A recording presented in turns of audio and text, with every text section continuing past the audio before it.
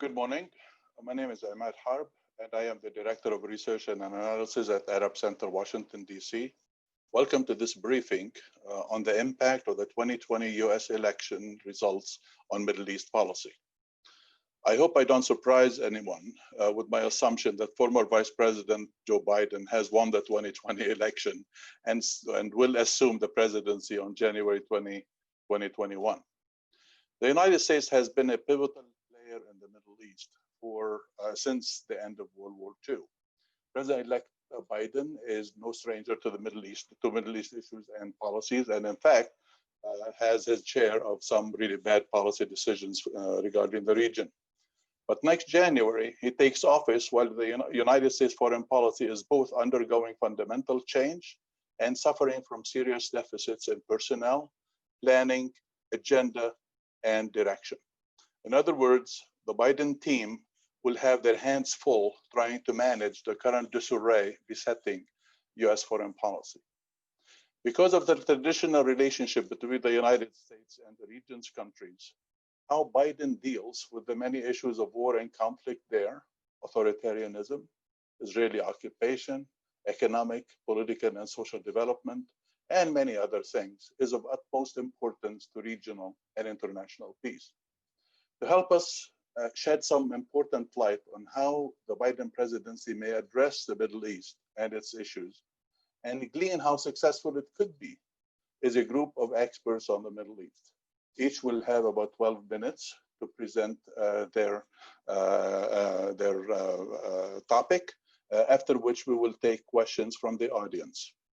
First, we will start with Sahara Aziz, who is Professor of Law, Chancellor's Social Justice Scholar, and Director of the Center for Security, Race, and Rights at Rutgers University Law School. And she will be addressing US policy toward Egypt, human rights, and national security policy. Then we will have Nabeel Khoury, who is a former diplomat who has served in the State Department and in many posts in the Middle East, and currently is non-resident senior fellow at Atlantic Council. And he will be discussing US policy toward Yemen and the war there, and policy toward Lebanon. Then we have Yousef Munayyer, who is a non-resident senior fellow at Arab Center, Washington, D.C., and host of our podcast, 5 Questions, to which I really urge you to listen.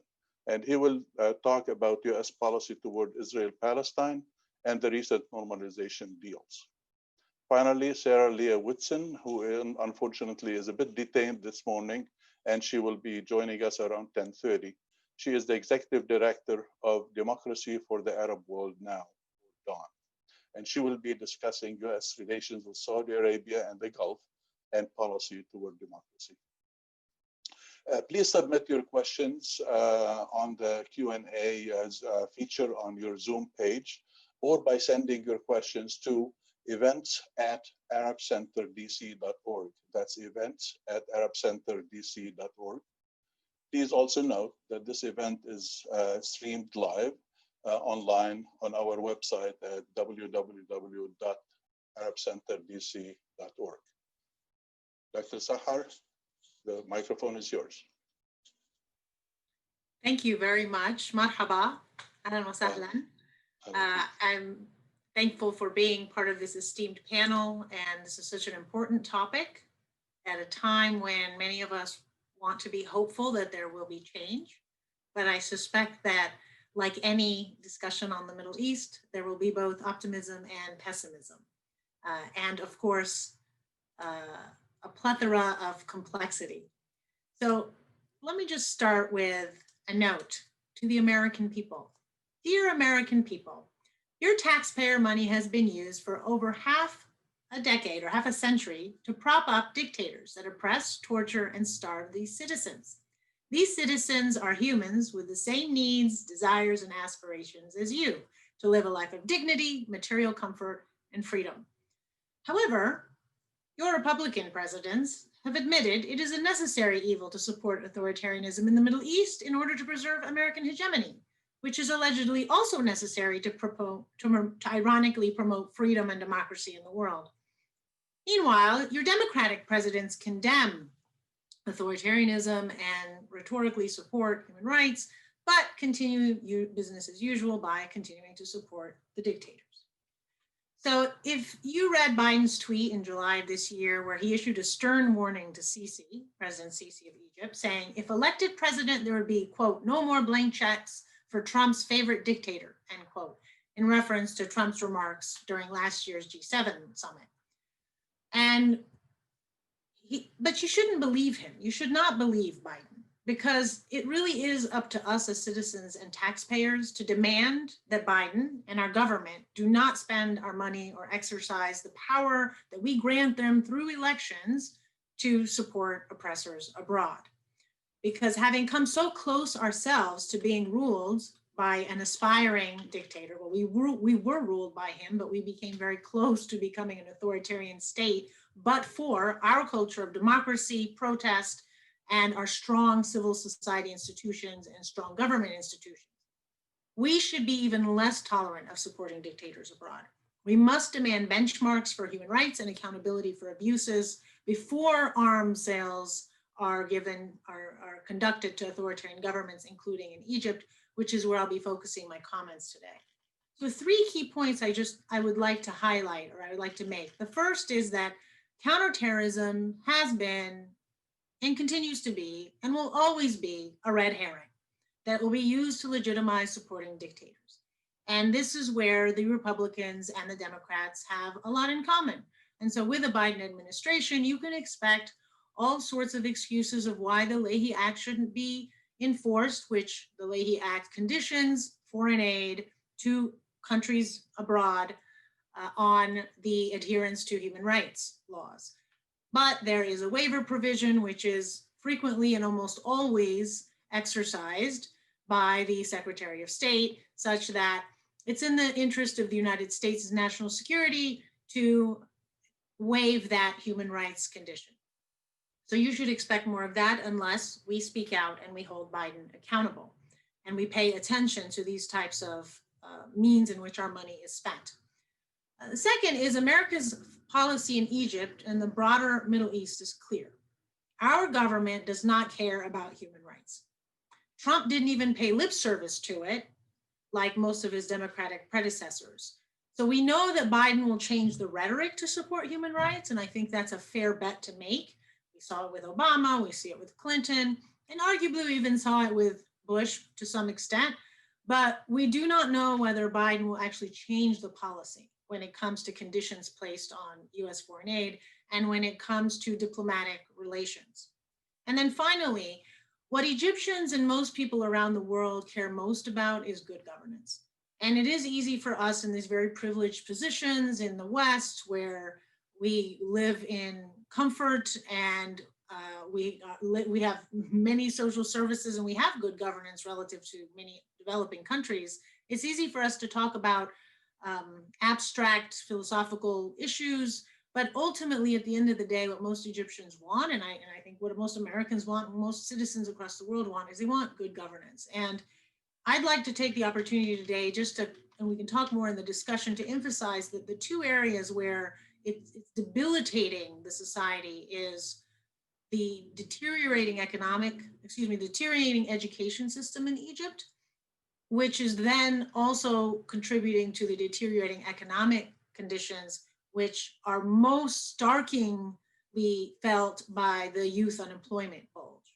So what we're seeing in Egypt today, I think, is all of the same factors we saw that produced the 2011 revolution, or one can call it a failed revolution and effectively an uprising.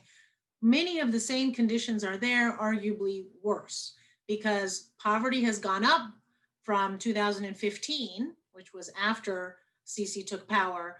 It was 28%, now it's 33%, and that's the government's records. So you can imagine the reality is probably more near 40%. So you're talking about 40 million to 45 million people who are living below poverty. The unemployment rate for youth is around 30%, probably more like 40%. So they are suffering economically, and at the same time, they're also suffering politically because of the repressive measures that have been underway since 2014 or 2013, with America's blessing, both under Obama and under Trump. So there isn't that much difference when you look at the actions, but there is a lot of difference when you look at the rhetoric. So just a few points, because I don't have a lot of time to go into depth, is with regard to counterterrorism, here are some ideas that are not new, but bear repeating. We need to stop selling weapons to Middle Eastern dictatorships and authoritarian regimes. They use those weapons against their own citizens. And no matter what the justification is, counterterrorism, national security, ultimately the people that they are repressing are their own citizens. And those citizens know that. And so don't be surprised when you see anti-American sentiment in the Middle East, because it is a rational process insofar as they are connecting the causal dots. Our dictator cannot stay this powerful and cannot sustain his authoritarian rule without the support politically, economically, and militarily of the United States, as well as other Western countries. So the question for us, I think, as Americans is that where we want our money and our power to be exercised? Is that how we want it? The second is, we learned this in 2011, and we can't seem to retain this lesson and not have to keep relearning it, which is authoritarianism produces political instability. So the entire argument, it's a complete fallacy that you have to support these dictators because they claim, of course, in a self-interested way, that if you remove me or push me out, there will be chaos, there will be instability. The choice is not simply a dictator or chaos. There are many other alternatives in the middle that can create incremental change and that can require this transition from authoritarianism to indigenous forms of democracy. And that gets me to my third point, which is indigenous democracy, and indigenous is the key point, is really, I think, the secret to the Middle East or any country thriving.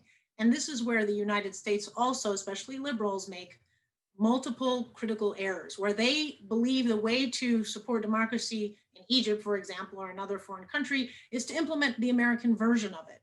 And as we know, that won't work. So we have to empower those within the society, within Egyptian society, civil society, journalists, human rights activists, lawyers, government officials who are reform-minded, to be able to have the agency and the political space to reform their system and produce the democracy that is within their own cultural norms, religious norms, political norms. And the importance is that we do not contribute to the closing of that political space, which we did when we refused to identify the removal of Morsi as a coup, when we continue to give aid despite having multiple disappearances of journalists and human rights lawyers and human rights activists who are also being tortured and who are being prosecuted on trumped up charges of national security and counterterrorism. So let me now go to the issue of foreign aid and human rights quickly. So the first, as I said before, we need to implement the Leahy Law and we need to stop giving these waivers. And this is something we can control in the United States. And this isn't just to Egypt. I don't want to pick on Egypt. As a matter of principle and as a matter of law. So we either remove that waiver legally, and Congress needs to do that, or we need to pressure Biden and his Secretary of State, whoever that will be, to stop issuing the waiver and stop compromising. Because what we're doing is we're contributing to what I think will be another revolution that unfortunately will be much bloodier than the 2011. The 2011 was miraculously a nonviolent revolution, which is a huge tribute to the peacefulness of Egyptians. I don't think many other countries could have, or many other people could have done what they did and kept it peaceful. Whatever violence there was from the state, and that's been documented. We also need to value the lives of Arab Americans who are unlawfully imprisoned in Middle East countries. And I certainly have a very personal interest in that, because what we saw is Mohammed Amesh, who languished in Egyptian prison for 486 days, Mustafa Qasim, who was not so lucky, he died from a hunger strike after spending 5 years in jail in pretrial detention, where he hadn't even been tried yet. And then when he was tried, he was sentenced to 15 years in prison on trumped up terrorism charges. We also saw Mohammed Sultan, who now heads the Freedom Initiative in Washington, D.C., spend 643 days in an Egyptian prison where he was beaten and tortured. And those are the lucky ones because they have dual citizenship and they have, and they're American citizens. Egyptian citizens are left to be tortured, die from illness, rot in jail. And we've got up to 60,000 political prisoners in Egyptian jails. And so to use the language or the lingo of the day, Arab lives matter. But Arab lives do not matter to the Egyptian government or in American foreign policy. And so finally, I'll just end with a few other pointers that I think we need to consider when we are demanding of Biden to adhere to human rights. We need to end indefinite pretrial detention in Egypt. That is one way where there is legal mechanisms in Egypt which are being abused, which allows the government to detain someone without even being charged for 45 days, and then it continues to be renewed. And that goes on for 2 years, which is the limit of pretrial detention under Egyptian law. And then new charges, which are essentially based on the same underlying trumped up events, are refiled, and so on. And so you have people like Mustafa Qasim, who was in jail without even going to trial for 5 years. And again, he was an Egyptian American. We also need to support independent and unannounced monitoring of prison conditions. The prison conditions in Egypt are horrendous, and anyone in Egypt who speaks out, such as Nigad al-Bur'i, who is a human rights lawyer who is now being investigated for threatening national security because he was an activist and an advocate against torture. Right? So when people on the inside, when Egyptians do it, the state is brutal, and we have to hold the Egyptian state accountable. And we also need to be part of some form of independent international monitoring system that also incorporates the Egyptians. So again, we're not engaging in cultural imperialism or legal imperialism, but we also understand that our counterparts in that country do not have the luxury of being able to fight for reforms without paying with their liberty, if not their rights. Similarly, there have been hundreds, if not thousands, of journalists, lawyers, and activists who have disappeared. They are being abducted by the state. Oftentimes, they're found based on what they post on Facebook, Twitter, and social media and the internet, because the Egyptian regime has learned, it's a very savvy authoritarian regime, a very smart authoritarian regime with a lot of experience, that but for social media, there wouldn't have been the mass mobilization on the streets. So first they mobilized online, and then that translated into mobilization on the streets. And so now everybody is under surveillance. Even if you like an article that someone else wrote or someone else posted, that could invite the scrutiny of the state and ultimately lead to worst case scenario, being disappeared, and then suddenly turning up in some jail, usually after you've been beaten, tortured, and forced into a false confession. So finally, I'll just end with just the development pitch, right? So again, we need legal reform, we need political reform, we need foreign policy reform, but we also need things that are not as glamorous, which is development. And I just want to end by highlighting the importance of education, employment, and healthcare, because that is something that is often it's often overlooked in US foreign policy circles. And education in particular is extremely important because it sets the foundation for the next generation. And so I hope that the Biden administration will pay more attention to ensuring that Egypt gets returns back to being a center of intellectualism and high quality education in the region. And with that, thank you very much, and I look forward to your questions. Thank you very much, Sahar. Nabeel? Thank you, Imad, for including me on this excellent panel. And let me say at the start that I agree with everything that Sahar expressed, especially in terms of the hesitation and potential hesitation of Biden during a Biden administration. I was at the State Department in 2011 when Obama and Biden were in charge. And I recall well the hesitation to the events, to the Arab uprising. What do we do? Should we continue supporting Mubarak, or should we dump Mubarak? How do we react to events in Bahrain, in Yemen, in Libya? There was hesitation in every case. Part of it was a question of President Obama was in his heart for revolution, for democracy in the region. But he also had to pay attention to the security establishment in the US, which considered that the collaboration with the security agencies of all the authoritarian rulers in the region was essential for counterterrorism. As Sahar said, this is always a red herring, both for the authoritarian rulers and for successive US administrations. Unfortunately, in the end, the record of the Obama-Biden team was spotty at best on that score. Still, on a happier note, I felt very happy on Saturday when it was announced that Biden-Kamala Harris team had reached the magical 270 number in the Electoral College. I was out walking with a friend and saw all the cars driving by, tooting their horns, and people cheering and waving flags. A friend from Yemen called or texted me and said, "This sounds like a Yemeni wedding." I said, "It's actually like the streets of Beirut when Brazil wins the World Cup." And along with the World Cup, you know, the Lebanese are always split on everything.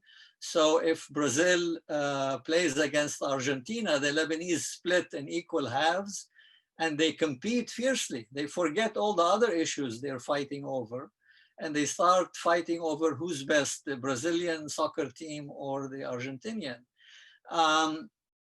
Moving from that segue into the election, much like an elephant sneezing in a room and everybody worrying about catching a cold, everybody around the world followed the elections here. And in Lebanon, people thought they were themselves voting. And I'm pretty sure many of them were voting one way or another.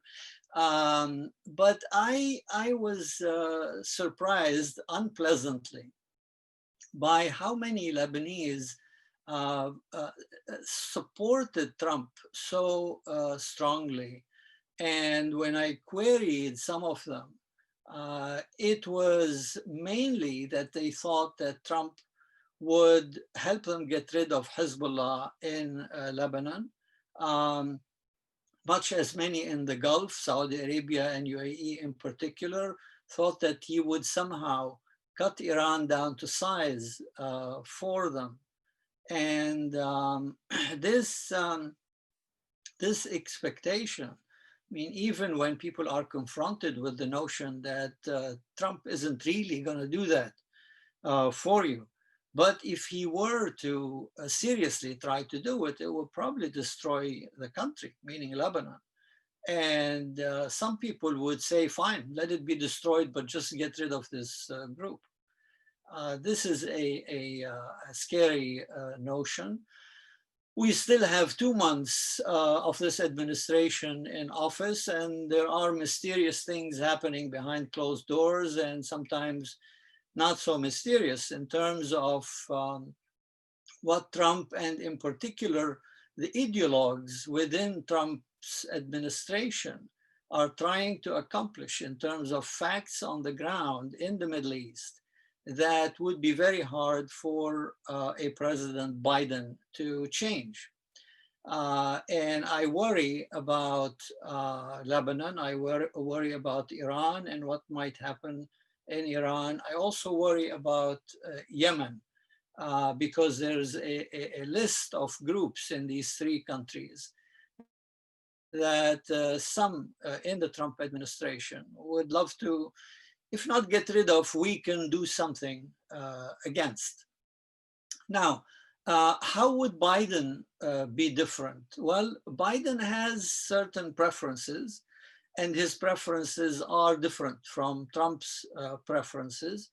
However, whether he is able to accomplish them or not depends on, first of all, the internal American scene, who controls the Senate, and therefore would Congress be supportive of any of Biden's preferences or not.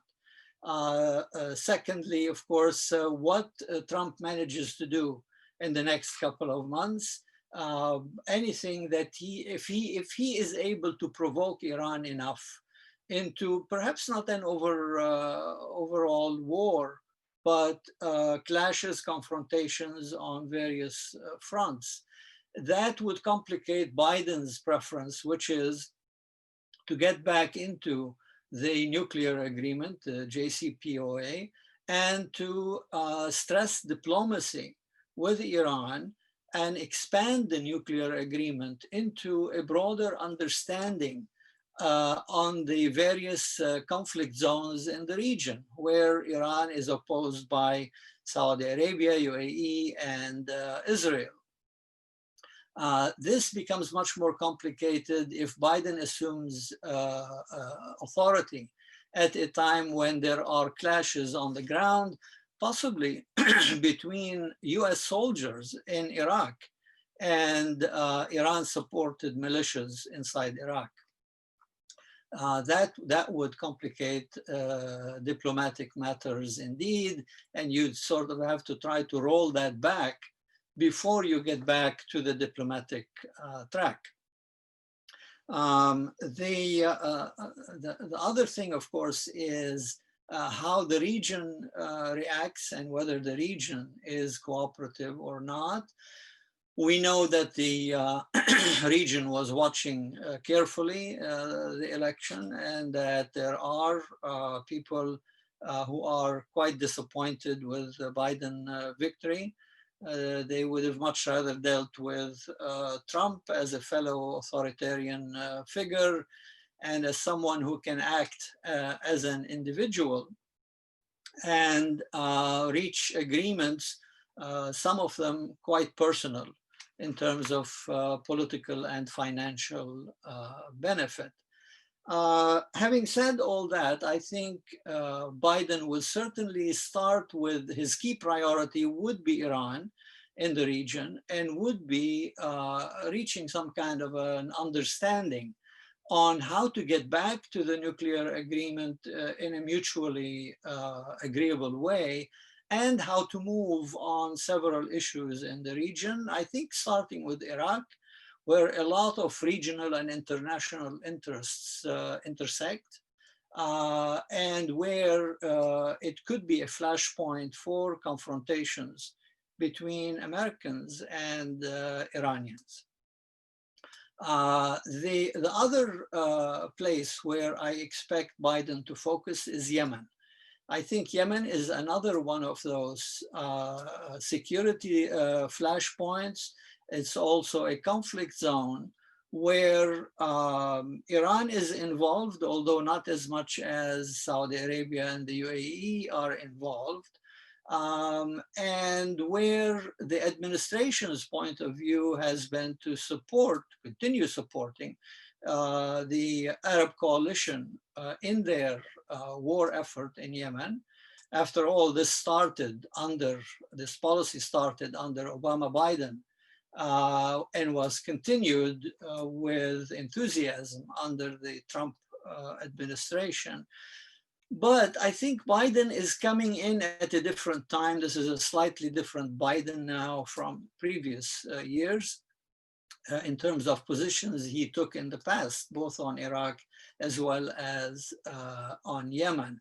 For one thing, the progressive wing of the Democratic Party, Bernie Sanders, Alexandria Cortez, Ilhan Omar, etc., Ro Khanna in Congress. There's a strong group, many of them new in Congress, who are have already proven themselves as a successful lobby within the Democratic Party on domestic issues, certainly.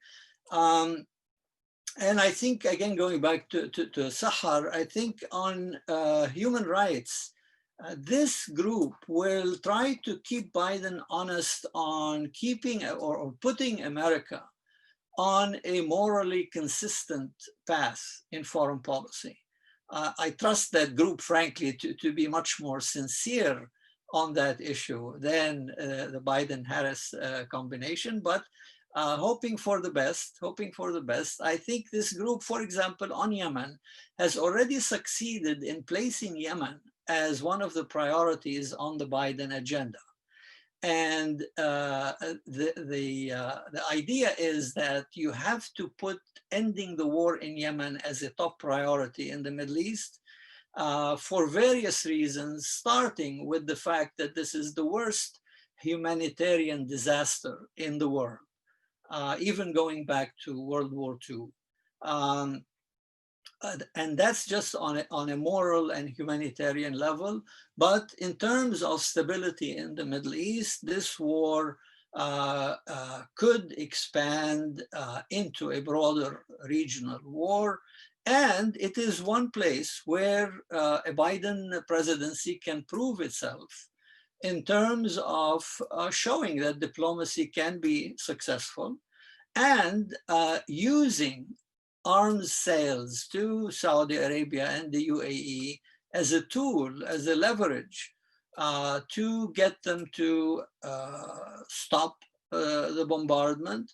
Of course, it takes two sides to fight a war, and in Yemen it takes 5 or 6.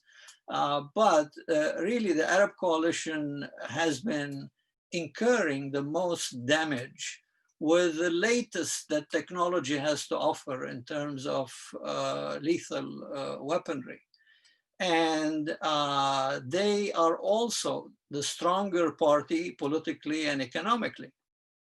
Therefore, if they seriously decide to end this war with American support and with the US putting its diplomatic weight behind such an effort, then I, for one, consider that the chances of success would be considerable. I think Yemenis are not as split as the Lebanese have been on the Trump-Biden thing. Anecdotally and from following social media, I think most Yemenis don't see much good in a Trump administration continuing. They've seen the destruction, the disease, the poverty, and the total insensitivity of this administration to the human suffering in Yemen. They hope, and I've heard directly from leaders of various factions in Yemen, that they have a sincere hope that a Biden presidency will be different, that it will show sensitivity to their suffering, and that it will actually use its weight to move from the sidelines to a strong, direct diplomatic role in Yemen.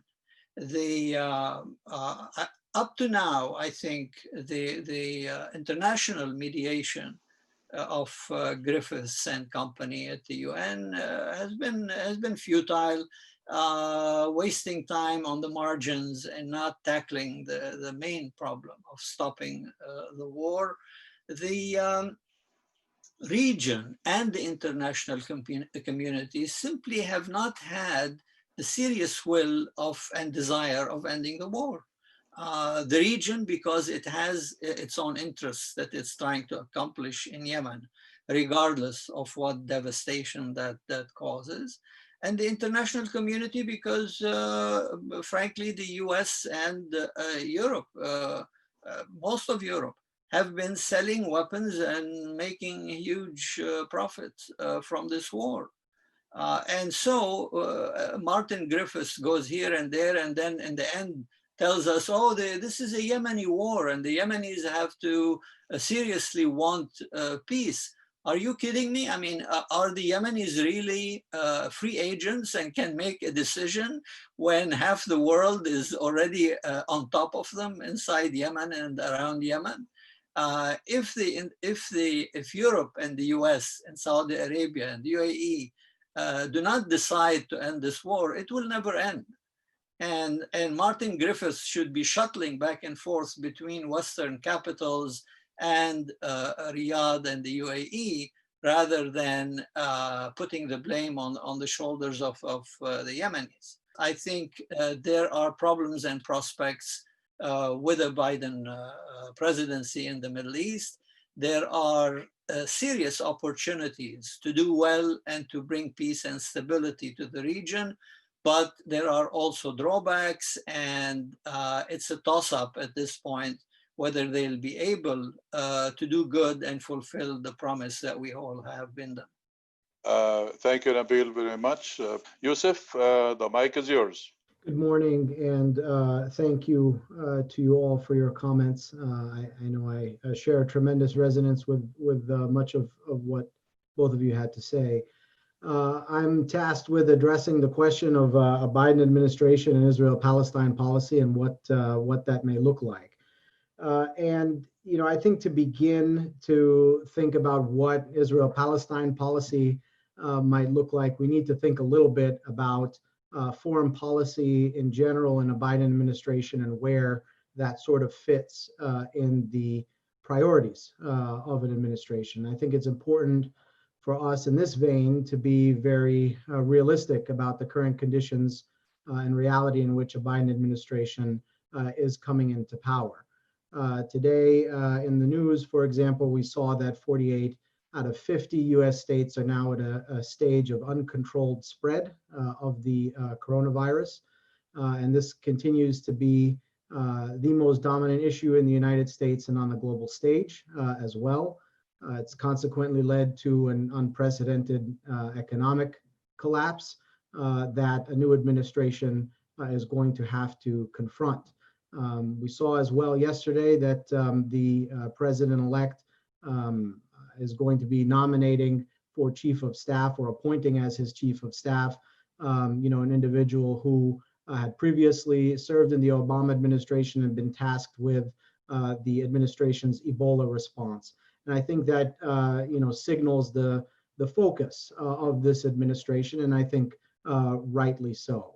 So given what we know about all of the domestic challenges between the virus and the economic situation, not to mention a legislative agenda that was a lesser part of the campaign that the administration would like to try to move forward, where then is the bandwidth for foreign policy, and where within that bandwidth is there space for Israel-Palestine? I think this is a really important question to help us zero in on what is possible and what is realistic to expect. And I think, one of the things that we should take into consideration, particularly on the question of Israel-Palestine, is the role of domestic politics, because as we know, the Israeli-Palestinian issue in US policy is unique among many other foreign policy issues, precisely because of the extent to which domestic political dynamics shape and condition US policy in that direction. So the domestic dimension is important. And it's not just important because of Israel-Palestine, but also because of this bandwidth question. And I would direct everyone's attention to the date of January 5th, which is the date in which there is going to be a runoff election in the state of Georgia, which will likely determine the balance of power in the US Senate and consequently in the legislative branch overall. I would imagine that a Biden administration that has a cooperative legislative branch is going to take a completely different approach to priorities than one that is going to be facing constant obstacles from a Senate led potentially by Mitch McConnell. If that is the case, if he gets a combative legislative branch instead of a cooperative one, he may very well choose to prioritize some foreign policy issues because there will be less space to work on the domestic front. If that's not the case, it's hard to imagine how as much political capital as he has would be spent on trying to advance a domestic agenda in the time that he has it. So this, I think, is a date that looms large and will shape a lot moving forward. I think also it's important to keep in mind, as Nabeel mentioned, that one of the top priorities on the foreign policy agenda that's been mentioned by the Biden campaign and others is re-entering the Iran deal. There's an important window to keep in mind there in 2021. There are scheduled elections, or at least expected elections, in Iran in the summer, which may very well bring about a different presidency in Iran that might complicate the approach that the United States has towards re-entering this deal. So also important to keep in mind that the dynamics around those negotiations have changed significantly. The United States has defected from an agreement, it's split from its partners, and obviously its posture towards Iran over the last 4 years is not going to be forgotten by the Iranians. So they will approach the negotiating table at a different position than they did previously, and that too might complicate things.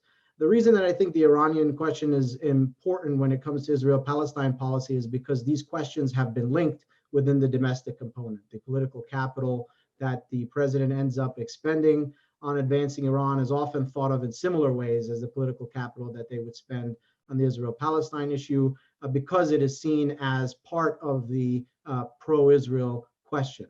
Moves towards Iran are going to be criticized by some of the same actors that are going to criticize any attempt to seek a just peace between Israel and the Palestinians. So there is this question of, even if you engage on foreign policy, how much political capital are you willing to expend when it comes to confronting some of the difficult domestic political actors that are going to make your life very difficult as president for doing so. All that being said, let us assume that things break in the direction of a Biden administration determining to engage to some extent on Israel-Palestine, what that might look like. I think we should think here about where the Obama administration, which of course President-elect Biden was vice president in, where they started off and where they left off, and how different that is than the moment that we are at today. Of course, the Obama administration came into office in January of 2009, following a last-ditch effort by the Bush administration to advance some peace process under the framework of a two-state solution in the Annapolis Conference, but also in the immediate aftermath of the devastating Israeli bombardment of the war on Gaza, just before the beginning of the Obama administration. The Israeli-Palestinian issue was at the top of global headlines, and the Obama administration began to engage, for whatever one thinks of the approach that they took, immediately by appointing, I believe on the first or second day of the administration, a special envoy in George Mitchell to begin engaging on the Israeli-Palestinian issue. That is a very different place than the place that we are in today. The Israeli-Palestinian issue is not at the top of the international agenda. In fact, it's not even near the middle of the Arab agenda as far as Arab governments go and their priorities. So a Biden administration is going to be looking at that in a very different way than the Obama administration did. The Obama administration came to an end, of course, with UN Resolution 2334 at the United Nations, where after 8 years of efforts to engage on the Israeli-Palestinian issue, they essentially threw their hands up in frustration and made clear that the two-state solution is on its way out in severe danger. The language of the resolution that the Obama administration abstained on said that there was essentially a one-year timeline beyond which the two-state solution would no longer be possible. And in the 4 years that followed, of course, we've seen a Trump administration that has taken more steps and more aggressive steps than any administration previously to bury the prospects of a two-state solution far, far into the ground. So if you are a Biden administration looking to engage on the Israeli-Palestinian issue, you are doing so in a very, very different place than the last Democratic administration did. You're looking at Israeli-Palestinian leaderships that are not in a position to move the ball forward. You're looking at an Israeli prime minister that has dedicated himself to engaging in American domestic politics and alienated Democrats in ways that have been unprecedented and very likely in the short term Israeli elections at some point in early 2021. So add to this the fact that Joe Biden is not a politician who has been personally inclined to take risks on the Israeli-Palestinian issue in his political stances previously. And I think it's very clear that we are not going to see very much from the Biden administration on Israel-Palestine. But even if they were to engage, what would they be able to do? I think that there is a hope among many that Biden administration may be able to come in and unflip the switch that the Trump administration spent 4 years putting into place. But I think that is a very sort of naive hope, because a lot of what has taken place in the last 4 years is not easily reversible. And even the things that are more easily reversible are not going to be simple and are complicated by American law as well, which has changed over the last several years, specifically as it relates to funding of the Palestinian Authority. We have now in place the Taylor Force Act, which did not exist in the previous administration, as well as other measures which are going to complicate even the executive's space in trying to change back from Trump some of the things that were in place before. So I think if there is going to be any change during a Biden administration on the Israel-Palestine front, it's not going to be something that's going to come from the top at all. They are not motivated to do so, nor are the conditions in place for that to happen. And if there's going to be change, it's change that is going to come either because of the dynamics on the ground in Israel-Palestine, pushing the issue back onto the international agenda, or really changing the dynamics in the region to the point where Arab states reprioritize the issue, or through global civil society helping to push the United States or other states or other international actors in the direction of trying to prioritize this again. But to sum up, I think the cards are stacked quite heavily against seeing the Biden administration do anything beyond that. So I'll leave my comments there and look forward to the conversation. Thanks.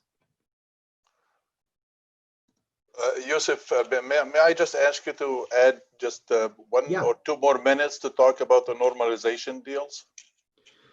Yeah, I mean, it's going to be interesting to see how this plays out, but very much like the American recognition of Jerusalem as Israel's capital, the American recognition of Israeli sovereignty over the Golan, there are going to be certain things that the Biden administration is going to look at as changes that have happened that they're just going to sort of accept, and reversing them, whatever they might think of them, is going to be far more difficult.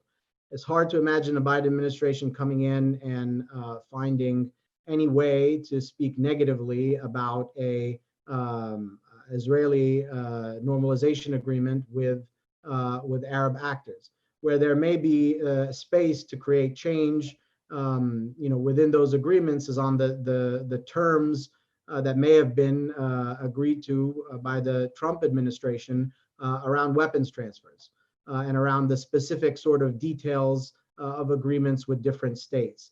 And I think, of course, we saw some news this week about the size of the weapons transfers that were authorized by the Trump administration to the UAE in particular, something like 50 F-35s.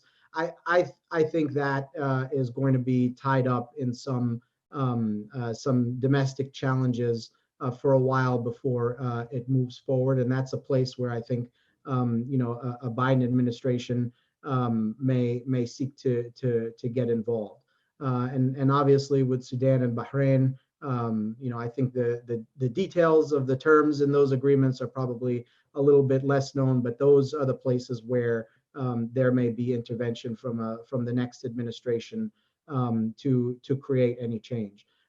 If the agreements themselves roll back because of that.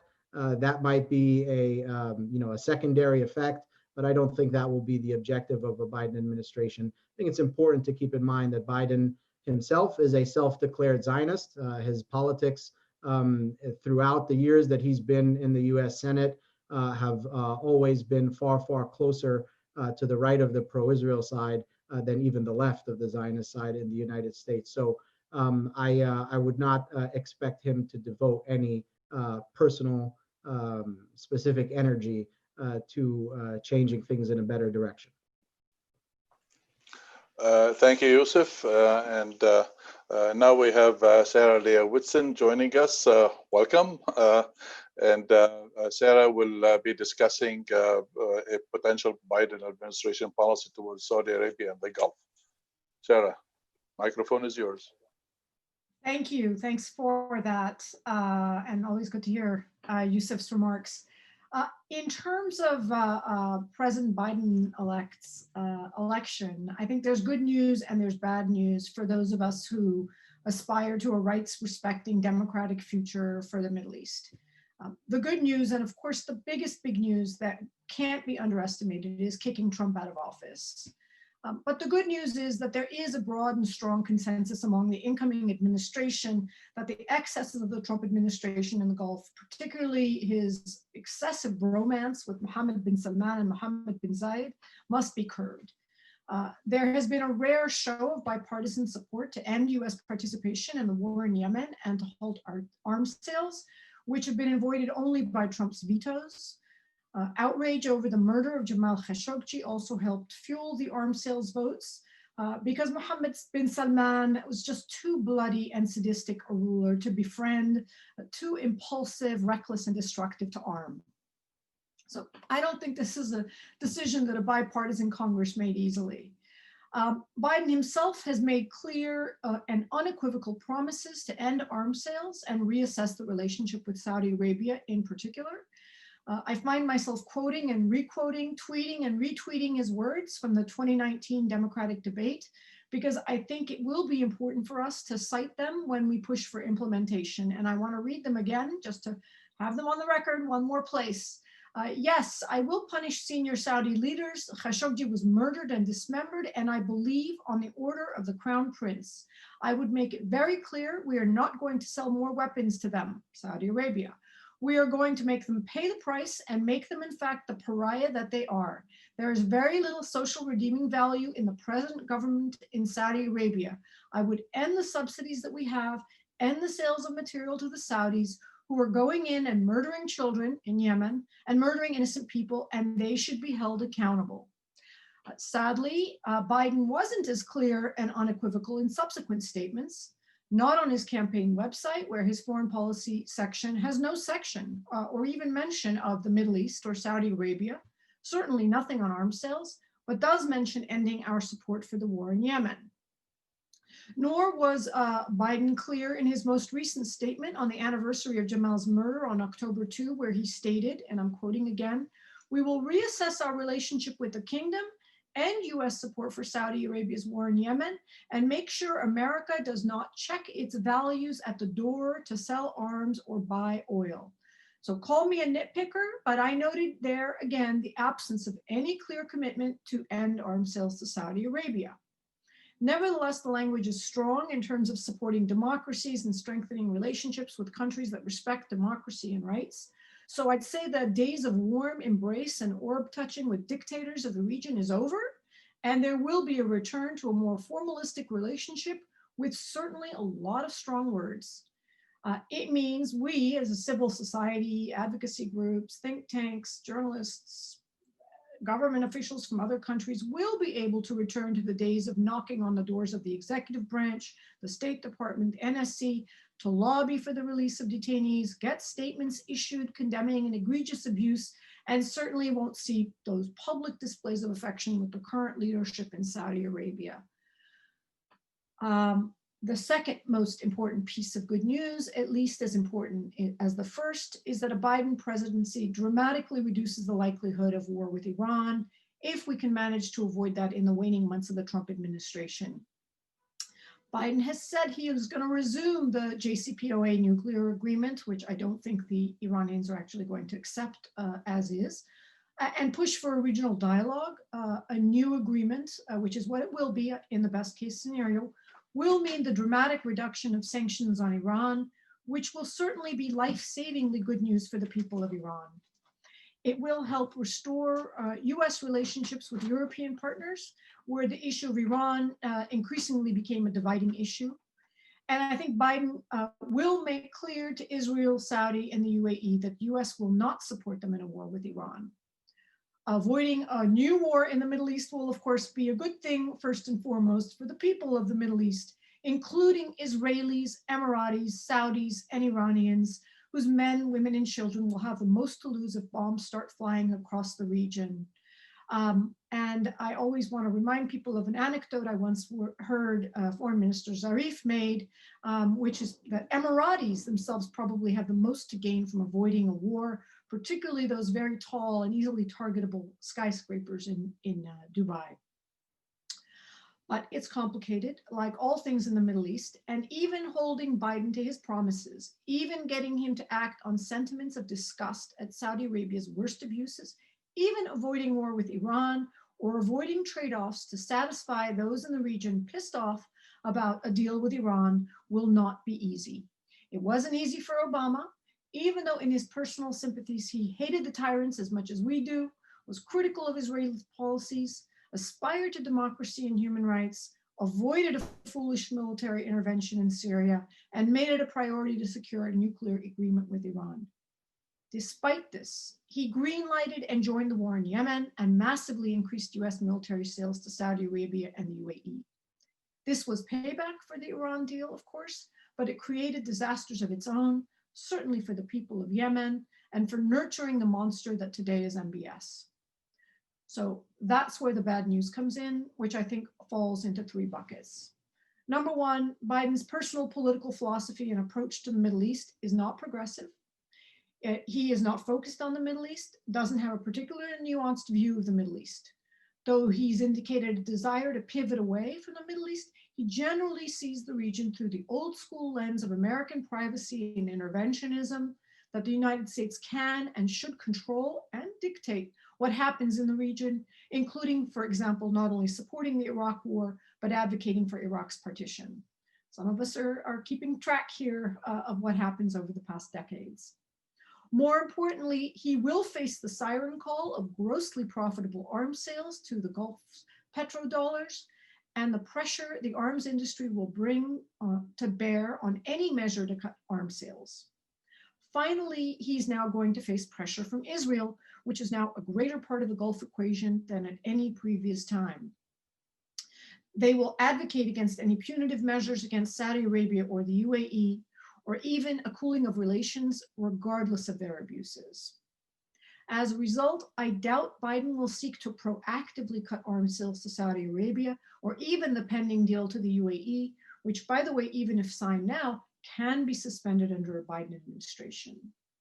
The genius of the UAE-Israel-Bahrain Accord, probably likely soon to include Saudi Arabia, is that it tethers the United States to the Gulf states via Israel. Just as Egypt and Jordan have been tethered to the United States via their peace deals with Israel, just as they have benefited now for decades with lucrative quid pro quo arms, our perennial gift from US taxpayers to Egyptian dictators and Jordanian kings for making peace with Israel, now so too the UAE, Bahrain, and soon Saudi will insist and likely receive, at least under Biden, automatic tethering to the United States via their deals with Israel, via arms sales that Israel will not protest and will grease the wheels of industry and lobbying here in the United States. The UAE, or rather Mohammed bin Zayed, didn't get anything for the Palestinians in its arms deal, the so-called Abraham Accords, of course. And it didn't just get arms, though MBZ loves those big bombs. What MBZ got, what the UAE really paid for, or used their Palestine chit to pay for, is the new unbreakable tie to the US and US protection via Israel. This relationship is only buttressed by the loyalty and devotion to Israel that Yousef just referred to, that Biden has loudly professed, promising that our ties to Israel are unwavering, unshakable, unconditional, you name the it's there. So while Biden will not veto legislation to ban arms sales, I think that would be politically too taxing for him, I doubt he will proactively seek to make it happen. He can pressure the popular sentiment to force the Saudis to end the war in Yemen, which would really just be a favor to Saudi, giving them a face-saving way out of the war. I'm certain he won't pressure the UAE to withdraw its control of Socotra Island in Yemen, where it has set up a surveillance base with Israel, or otherwise seek to control South Yemen. Even on an issue as narrow and apparently limited in scope as Jamal Khashoggi's murder, I don't see Biden taking aggressive, proactive steps, though I hope I'm wrong. Let's think about the Department of National Intelligence report that implicates Mohammed bin Salman in the murder of Jamal Khashoggi.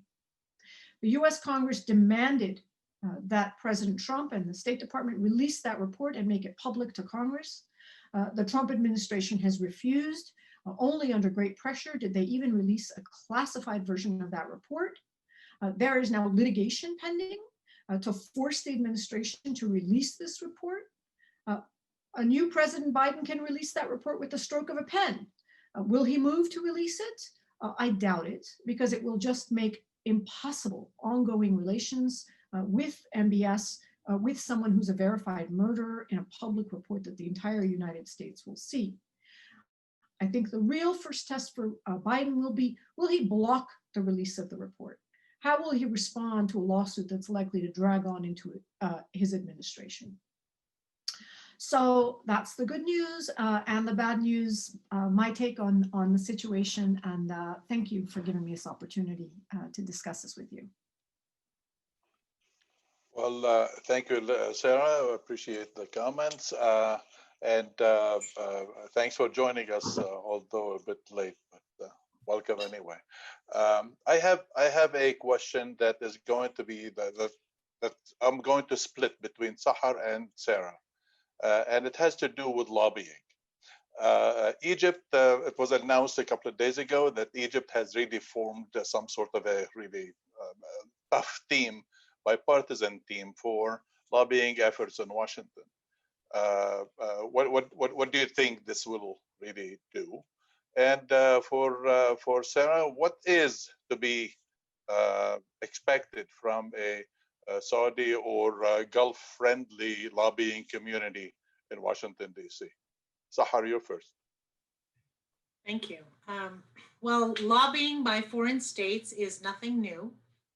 And lobbying by Middle East regimes is nothing new. So it may be getting some coverage just because of the nervousness that Egypt is experiencing, and I think it should, because Trump was so far to the extreme or to the right in terms of his just open support for dictatorship, as an aspiring dictator himself. So I think one of the positive aspects of the Trump administration is that it lay bare and it made it very explicit what many of us already knew, but for the American public that wasn't paying attention or that was more willing to fall for the liberalism speak of the Democrats, I think what Trump did is he exposed what American foreign policy has always been. And so I think what it is it's notice to those who, the young people, the progressives, hopefully the liberals that will become more progressive or have become more progressive, that this is an adversarial process, and that it's better to have this dispute or resolve this dispute through lobbying rather than through war.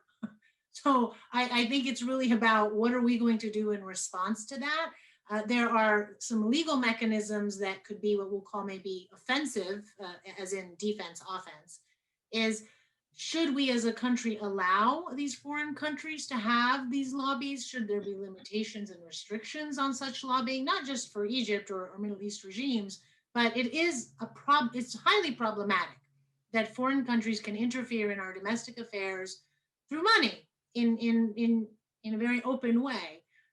So that's one issue that hopefully, something that's systemic, not just unique to Egypt, but it's just more evidence of the corruption of our domestic politics through foreign country lobbying.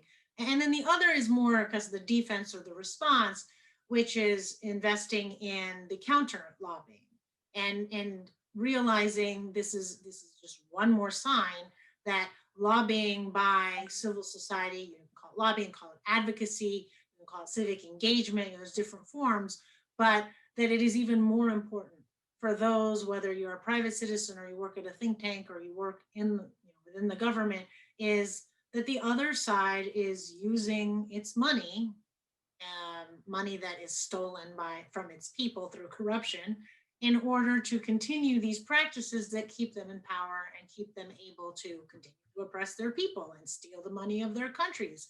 And I think that's what's so sick about the entire process. So So I guess I would just end by saying, focus on both the offensive of trying to restrain and changing these laws that where money is corrupting our political system, both by domestic lobbyists, but even more so by foreign governments, and also ensure that there is the space and the support for us to respond in kind with facts, because I think the facts are on human rights advocates' side.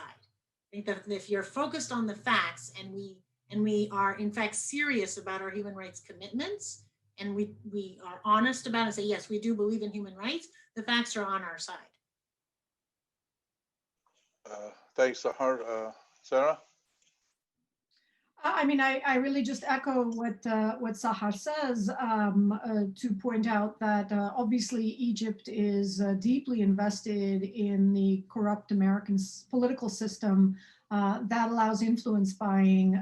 That's not new, and so it's no surprise that they have hustled to get democratically aligned lobbyists on their team. I think in terms of new legislation, the only way to save our republic is to limit the role of lobbyists, and more importantly, limit the role of the revolving door of government officials who go on to become lobbyists. Like Mr. Nadeem al-Shami, who used to be Nancy Pelosi's chief of staff, but now is the lobbyist for the criminal Egyptian government. And, I don't know how this man goes to sleep at night. I don't know how he faces his children in the morning. And I can't think of a worse, job to have than to be papering over this government's abuses with the Biden administration. But this is an endemic corruption in our government, and it never ceases to surprise me how every government in the world, no matter how poor or small, Burkina Faso is hiring lobbyists in Washington to lobby for humanitarian aid, and Mozambique is looking for lobbyists to help get disaster relief. That everyone feels that they have to get in on the game of corruption. And it seems like every government has influence and say about what our government does, more than the American people do, certainly more than their own peoples do. So this is a very, very big problem. And it's why even progressive-minded political leaders, even a President Biden who might share disgust and abhorrence at what some of these governments do, is impeded in taking active measures. Thanks, Sarah. I have a question from Mireille Phillips, and I don't know to whom to ask, so I just chose Nabeel Khoury to answer. The Trump administration emphasized religious freedom policy towards Middle East Christians. Obviously, it can be debated how beneficial or disastrous it actually was for Middle East Christians. How do you suspect U.S. policy towards MENA Christians will change under a Biden administration? Yes, tough question, because I think there's always been a bias under successive administrations for the rights of Christians as a minority, an important minority for the US. And of course, all minorities are important, and religious freedom should be a goal of US policy in the region. But sometimes it's ridiculous when the majority's rights are being trampled and we say nothing, but then we say, oh, rush to save the Christian communities, whether it's in Iraq or Syria, or for that matter, the Jewish community in Yemen.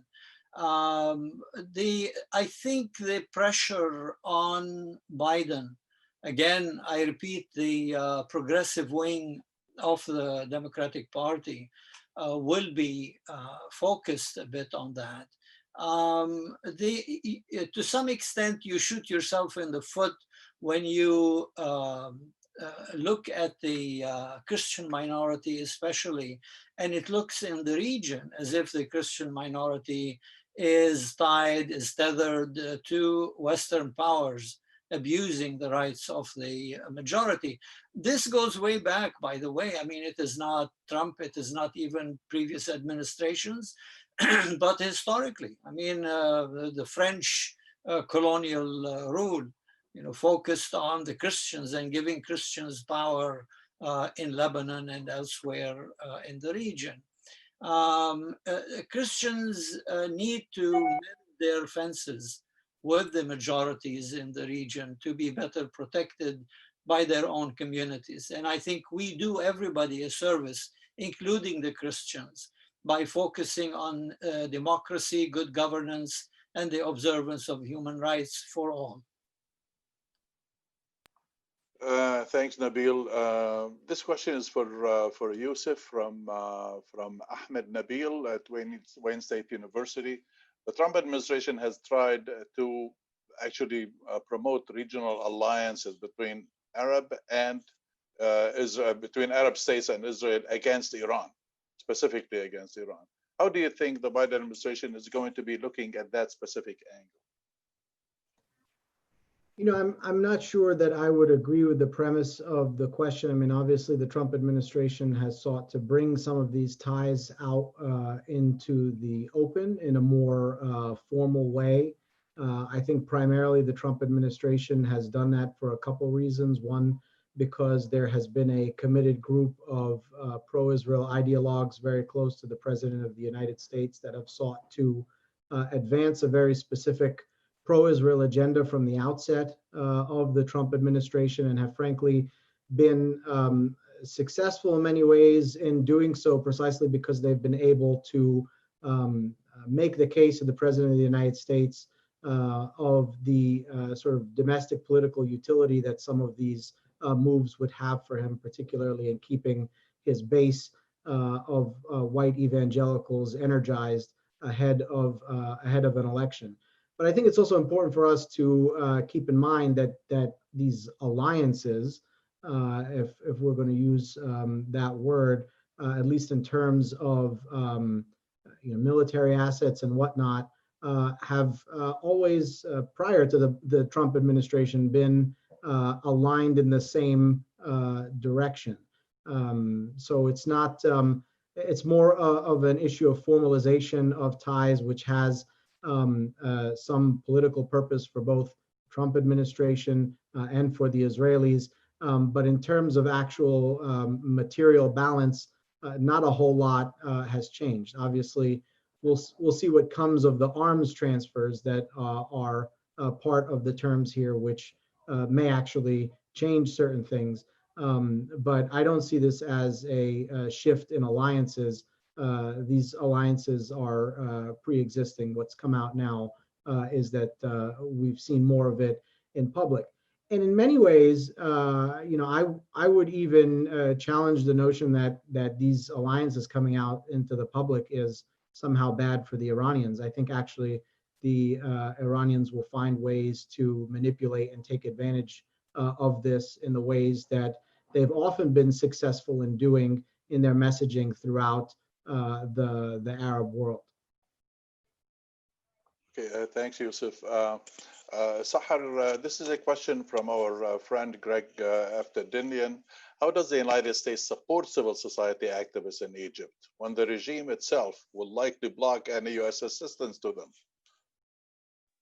Right, and that is the heart of the NGO law. And that's, so for those who don't know, there's been multiple iterations of this law, but I think the latest one in 2017 put very strict conditions and restrictions on NGOs, non-government organizations in Egypt from taking money from any foreign source, and essentially legalized the surveillance and micromanagement of NGOs by the state. So this is an example of lawfare, and one of the things that Egypt does very well, has a very sophisticated legal system that was adopted inherited or adopted based on the French system, is the Egyptian regime has been very good at using law, right, to legitimize repression, but at the same time selectively deciding when to enforce, when not to enforce, and oftentimes based on political motivations. So that is a fair question.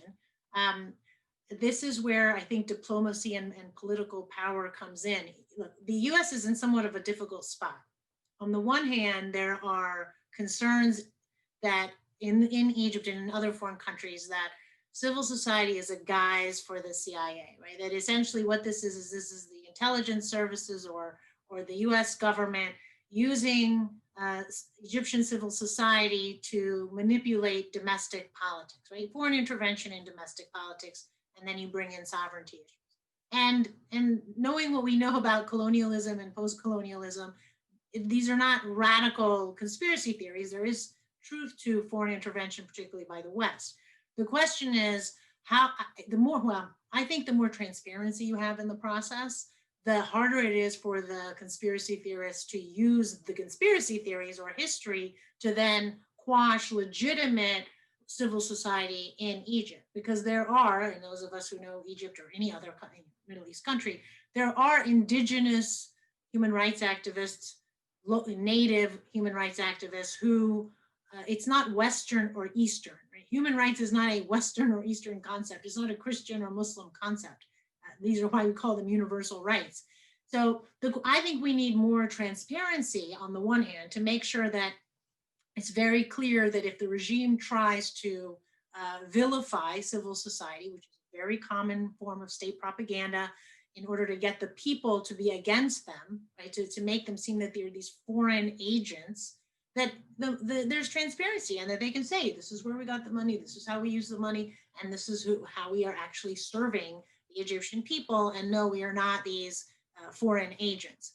The second is, I think that the US government has to use its power, its political power, its diplomatic power, and essentially expect that from Egypt is not so much let us control your civil society, because that's unacceptable, but whether it's us or the Europeans or China or any other country, but as long as there's transparency and as long as the NGOs are following a law that is not politically motivated to repress civil society or to repress political opposition, then the Egyptian government is about creating space. So it's really about expectations, and it's following up on those expectations, because what Middle East regimes, particularly Egypt, I think is a good example, but there are other countries, they're very good at calling America's bluff. We say we support human rights, we say we have the Leahy Act, we talk a lot of bluster, but they know that at the end of the day, we get scared, our government backs off and buckles when there's threats of, well, if you push back on me, the country's going to fall apart, there's going to be instability, we're going to have chaos. And what I think the message needs to be clear to the Biden people, and they don't have an excuse. The Obama people, maybe you could arguably say they had an excuse, but you've been put on notice, Biden administration, when you allow, support, and produce these repressive conditions in the Middle East, you are contributing to another revolution. Right? And that is going to create more instability. And yes, more Middle Easterners are going to die and suffer, but to the extent we all care about political stability in the region, and if even the hawks care about that, this is the most foolish foreign policy agenda that you could think of, right? So I think it's doable. It's just a matter of having the will and following through and being consistent. Thank you, Sahar. Sarah, I'd like you to touch a little bit on the issue of female and male opposition figures in jail in Saudi Arabia. What is the latest on that? Well, I mean, the latest are two things. One is that the Saudi government bizarrely leaked the trial balloon that it would grant women detainees in Saudi Arabia, like Lujan Hathloul, I presume, like Samad Badawi, clemency or pardon, because they recognized, and this is the Saudi ambassador to the UK, that the PR cost of detaining them was just too high. So there was a good deal of hope that they would at least be released, if not travel banned, still in the build up to the G20, which has been very difficult for Saudi Arabia, just a daily swat at their record opened up by the opportunity of the G20, with people like Joseph Stiglitz using his opening remarks for the T20 to lambast the Saudi government. However, today, the Saudi Arabia denied to the BBC that this was on the table. So I don't know what that means for their little trial balloon. It is going to be a difficult sell for the Saudi government, which has invested so much domestic resources in vilifying these women activists in particular as traitors and so forth, to now say, well, yeah, okay, we're going to pardon them. But clearly that is the demand of the international community, and Saudi Arabia recognizes very clearly that there will be no return to normal in terms of its pariah status or shaking that, so long as these women, for whom there's tremendous global sympathy, remain detained. The other very sad development, but a development nonetheless, is that about 2 weeks ago, there was meant to be a hearing for Salman al-Odeh, who is probably the country's most famous, well-known, widely followed religious reformer, who's called for democratization, who's called for a constitutional monarchy over the years, who's been very critical of the Saudi government. He has been detained for over 2 years now. Over 1 year, no hearing. This was supposed to be his first hearing date after 1 year in detention on charges for which he faces the death penalty. And again, the Saudi government delayed and postponed the hearing. So if anything, that's an indication that the Saudi government doesn't really feel the need to take any measurable steps to release the pressure, to release unjustly detained people in the Middle East. And my own prediction is that after the G20, there will be an expanded wave of arrests, going deeper into the royal circle as the time for a transition to MBS to try to become king nears. Because I think what we have to understand is that the thing that MBS is more afraid of than probably anything else is his own citizens, his own people. Those are the people he feels compelled to silence and to quash. He doesn't mind taking advice from PR advisors. He doesn't mind taking advice from McKinsey's and Jared Kushner and all the internationals, telling him what they should do in Neom, in building this modernistic city. He doesn't want to hear from his own people. That's what terrifies him. Very sad story instead, indeed. Yousef, two questions. One from Sophia Arman, who says, how can we make sure we do not allow the Democrats to normalize the acceleration of the colonization of Palestine and continue to push them harder?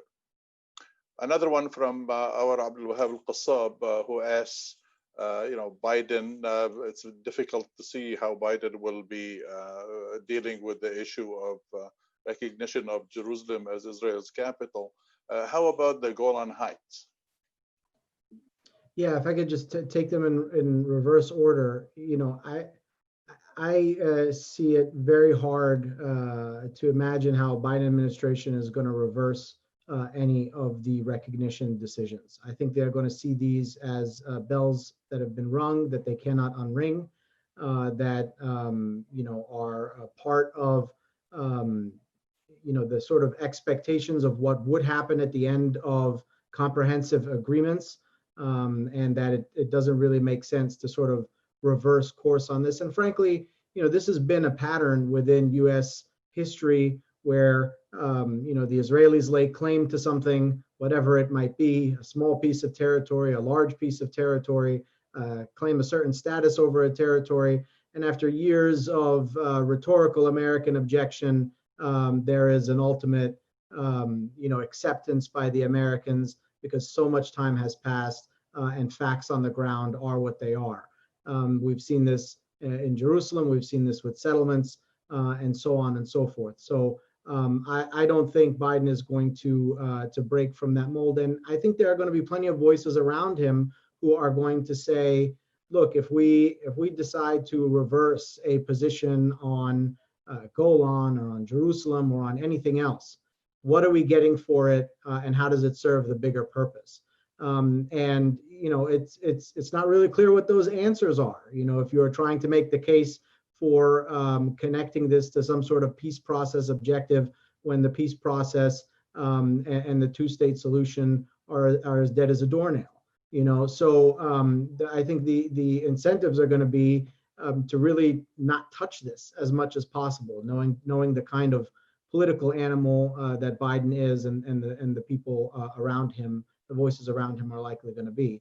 And that brings us to the answer to the second question. Look, the reality is there are voices today in the Democratic Party that are much better on some of these issues than we've seen in many years, and they are more receptive and open to civil society efforts and pressure and engagement than many of their predecessors have been. Nabeel mentioned some of these folks, but there's a turning tide now, a new generation of leaders who I think have a different perspective on how politics is done, how engagement with the electorate happens, fundraising models that look different, and think about their interests fundamentally differently than some of their predecessors.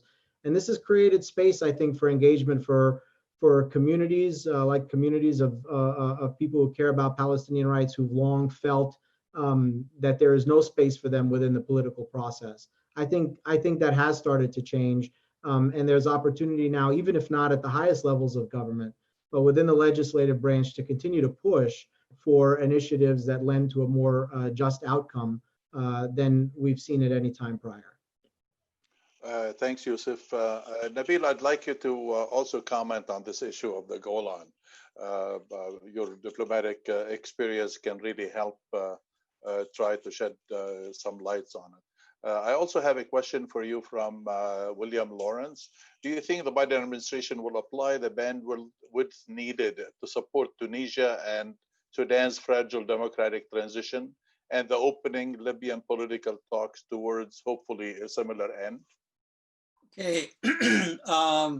I have no hopes at all that anything will be done on the Golan Heights. This goes back to Bill Clinton and the meeting in Geneva between him and Hafez al-Assad, which I attended, and where this was a big issue for Hafez al-Assad, and where Bill Clinton could not do anything about it, could not do anything to satisfy his desire to get back this piece of territory. The issue after '94 doesn't even come up. I think that the idea of a new administration, again, I go back to Biden when he was vice president, and how the Obama administration dealt with territories in general. The first year, I mean, Yousef mentioned the appointment of George Mitchell, which was very hopeful. I mean, I personally thought that if anybody could do it, George Mitchell could bring back some real peace talks that would achieve something. But the effort of George Mitchell lasted a year, and I was at the department, and my office was supplying information on that they required from us, the Mitchell team, in terms of maps of settlements and the sizes and populations of settlements. And unfortunately, they went to the bazaar with the Israelis about the size of settlements and how many houses can you have in a settlement. And we told them, we said, if you go into that souk, basically you have given up that they can continue with these settlements. Either you mean what you say when you say zero growth, stop right there and start rolling back. Or if you enter into each settlement and how many people can live in it, then you've lost the battle, which is what happened. Then Mitchell gave up, and then for the next 3 years, nothing was done on Palestinian rights, on Palestinian-Israeli peace. In the second term, Kelly worked on that for a while, again, maybe a year or less, and then they gave up as well. And for the last 3 years of the Obama-Biden administration, they did nothing. on the Israel-Palestine question. As I say, during all this, the Golan was not even talked about. So I think there is zero chance of any progress on the Golan Heights. As far as the Israelis are concerned, it's a done deal. They're not willing to budge at all. And I don't see any US administration forcing their hand on that. And the other question on Tunisia, Sudan, and Libya, any comments? I wasn't sure how you linked Sudan and Libya to Tunisia, but Tunisia has, been always a positive case of the Arab uprising making a real change without violence, and of the Islamists and secularists reaching an important accord to share power and to work democratically. I think the fact that there was no war in Tunisia like there was in neighboring Libya meant that it was ignored rather than focused on and assisted as a success story. And this is a failure of what we had, the Middle East Partnership Initiative, the support for democracy and for civil society. All that could have easily been done and done in force in Tunisia. It wasn't. And as a result, Tunisia faces serious economic challenges and political tensions as well. Primarily corruption, some of the old regime creeping back in different ways. So I'm afraid for US priorities, this is a failure to put its weight behind a success story, a potentially very successful story. I'm afraid on Libya, there is zero that the Biden administration can do. We're simply out of that game. At least we're no longer putting our weight behind General Haftar, but I don't see us playing a role. The US influence went down to zero. It'll probably stay there. There are other powers, regional and international, now playing their game in Libya. Sudan became, like Yemen, a file belongs in the Saudi files. And it's going to be a challenge to do anything in Sudan without somehow leaning on Saudi Arabia and the Emirates, who use their influence to get Sudan to normalize relations with Israel. This is the last thing that Sudan needs, given all its other problems. But Sudan is a zone where which is used for the conflict in Yemen. It's used for, in fact, Palestine and Israel. Quite often, Iranian weapons made their way to Sudan and then, up through the desert into Sinai, into Palestine. And that's the primary interest that Israel has in Sudan. There's going to be a free hand for Israel and the UAE, partners in a lot of security plots in the region, and Sudan will be one of these arenas. So again, that's an area where I don't see the US being able to change very much of that dynamic, no matter what the intentions and preferences are of Joe Biden. Thank you, Nabeel. Appreciate it. Folks, this is all the time we have today. Thank you to the panelists, Sahara Aziz, Nabeel Khoury, Yousef Munayyer, and Sarah Leah Whitson. We appreciate your comments, your participation today. Very, very informative panel. Thanks to the audience for joining us today. It's good to remember that there will be a recording of this event online on our website by this afternoon or tomorrow. Thank you again, and please continue to participate in Arab Center DC, Washington DC's events. Thank you. Have a good day and a good rest of the week.